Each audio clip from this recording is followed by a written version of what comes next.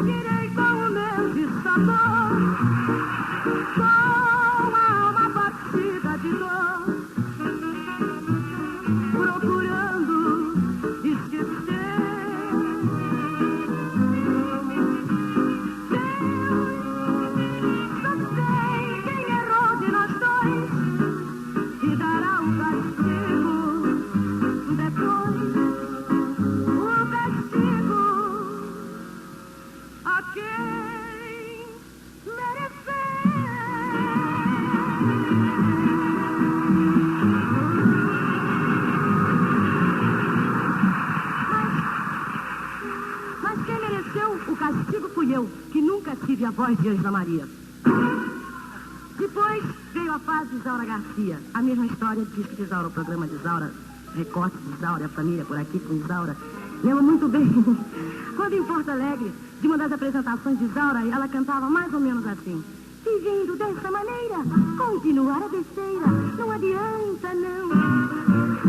O que passou é poeira, deixa de asneira, que eu não sou limão. Eu não sou limão, eu não, meu Deus. Não sou limão, eu não.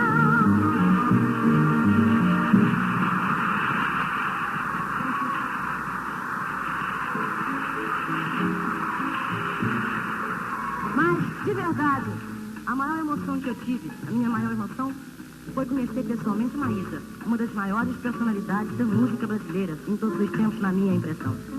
Calculem qual foi a minha surpresa ao encontrar Maísa num dos corredores aqui da Record mesmo, ela me apanhar pela mão e dizer: agora eu quero ver você me imitar. Eu imitar você? Mas como? Quem falou uma coisa dessa?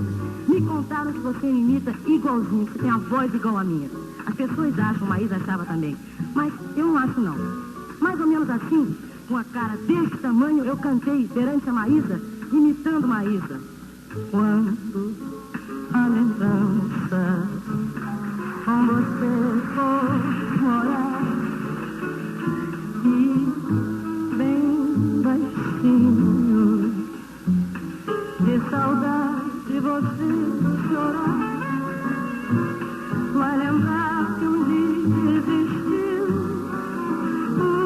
alguém que só carinho e você fez questão de não dar, fez questão de negar.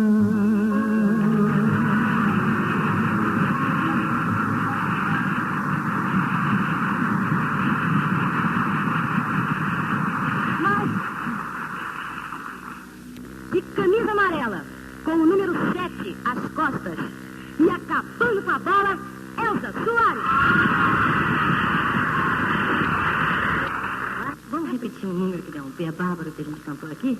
Vamos, respeitando tudo. Vai devagar, hein?